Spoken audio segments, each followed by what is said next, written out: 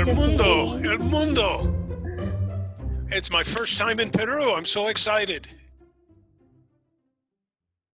When I first came back from the Lecoq School in the early 70s, and all of my clowning was very much based in skills, juggling, acrobatics. I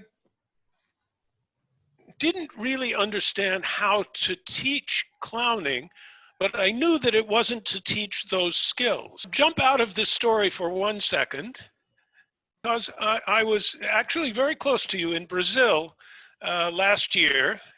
I was teaching a workshop. It was a clown convention in the next city. On Saturday night, they had a gala show, and the whole class went to see the show. And the next morning, when we met the class, I said, "So, what did you think?" And they said, "Well, there were a lot of clowns in the show, but not very much clowning. Because for me, there's no such thing as a clown. It doesn't exist. But clowning is a verb, it's an action, and it's a way of looking at solving the problems that we have on stage in the show. We can say that clowns solve simple problems in complicated ways and complicated problems in simple ways." So back to the story. I was asked to teach clowning at a theater school. And I said, "Well, all right, but I'll teach only what I know, what I use in my own show." And I started to pull out the principles without the actual skills. Entonces empecé a sacar estos principios sin las acciones en verdad o las habilidades en verdad. So that with these principles, you can apply any of the skills that you have. So for example, in the beginning, I had I think in Spanish, cuerda flaca, the slack rope. Ajá. Entonces, al principio, por ejemplo, yo tenía la cuerda floja. Floja, that's it. And I had a very short routine. It was 5 minutes. I did it at outdoor festivals. Yeah, but not in la calle. It was in the forest. Oh, estaba en el bosque. And I would tie the rope between 2 trees. And I got the biggest crowd of all the buskers. And I would walk across it and do my tricks. It only took 2 minutes. And then I would get down and start doing my other things. I would start juggling, and people would start leaving. So I came up with a principle of digressions to not do the act. So I would come out and start to tie up the rope, and then I would see something in the crowd. And it was a half an hour of what looked like improvisations with people and things that I found in the crowd. And then eventually I would walk the rope at the end of the show. So I became known as the guy who had a 5-minute rope walking act who would do anything to avoid doing it. So that became a principle. It's not in the principles, but it's one of the principles of finding all the accidents that you can find to not do the thing that you're eventually going to do.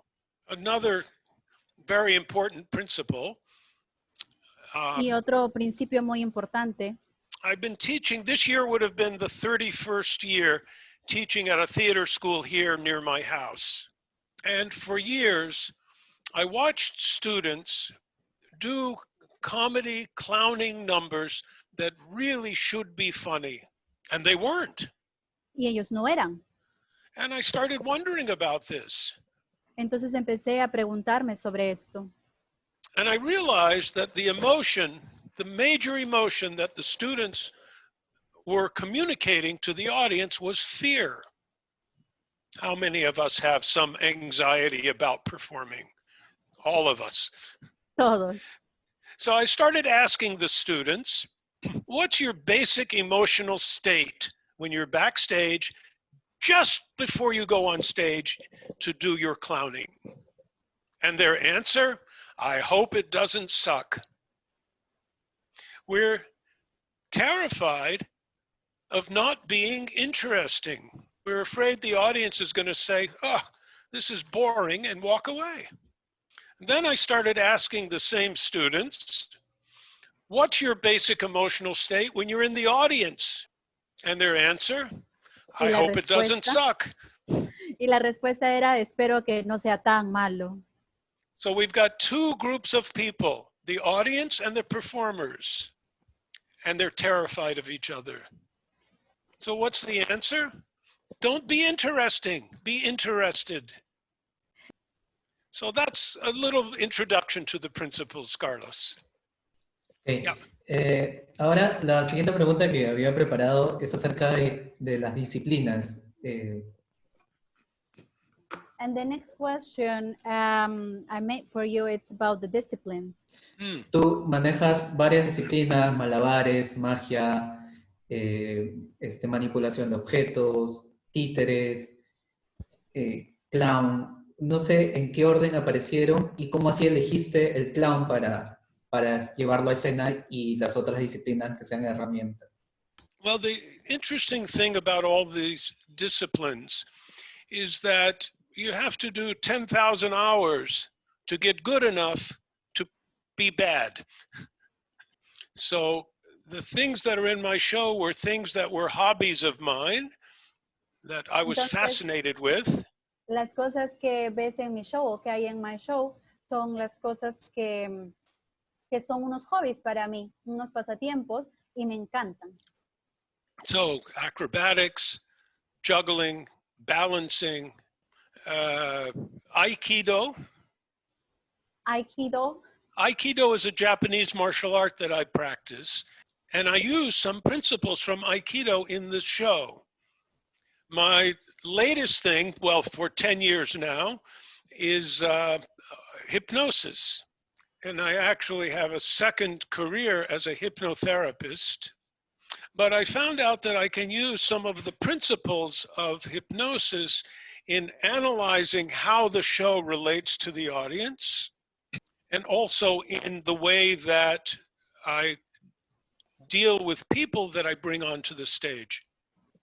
The problem with skill-based performing, like juggling, magic, acrobatics, is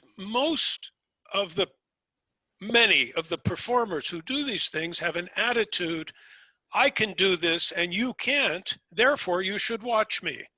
And nobody wants to spend time with a person like that. It's not by accident that most juggling acts and acrobatics are 5 or 10 minutes at the most. So the next level that I find interesting in working with students is to find an attitude toward the skill where the skill is the solution to a problem. Sí, clarísimo. Yes, that was very clear. Y acerca de los espectáculos que haces, esta parte de la creación, sé que todos tienen su forma, pero ¿en qué te inspiras o cómo es el proceso tuyo? Well, each of the numbers in the show has its own little history. I told you about the slack rope. Yeah, that became the framework around the show. The thing that I'm probably best known for is the napkin eating. I'm from a family of 5 children. When I was a kid, we would do anything to make the family laugh. I remember one time eating a napkin. I don't know why. So then 20, 30 years later, I was working in a cafe theater doing a show. And I have a number with paper cups that I eventually balance after I drop them a lot. And they were the same cups that they used at the bar. So at that point in the show, the bartender would put 2 stacks of cups on the bar. I would see them and go, wow, that looks interesting. And I would go get them from the bar. So it really looked like it was improvised. And this developed over 3 or 4 weeks. But as I walked by the bar, there was a stack of the little napkins that they use at the bar. And this, for the same reason I did it when I was a little boy, as I walked by, I picked one up and ate it and just kept going and didn't make anything of it. Solamente And por hacerlo. after a few days, when I walked, it was good, and I took another one.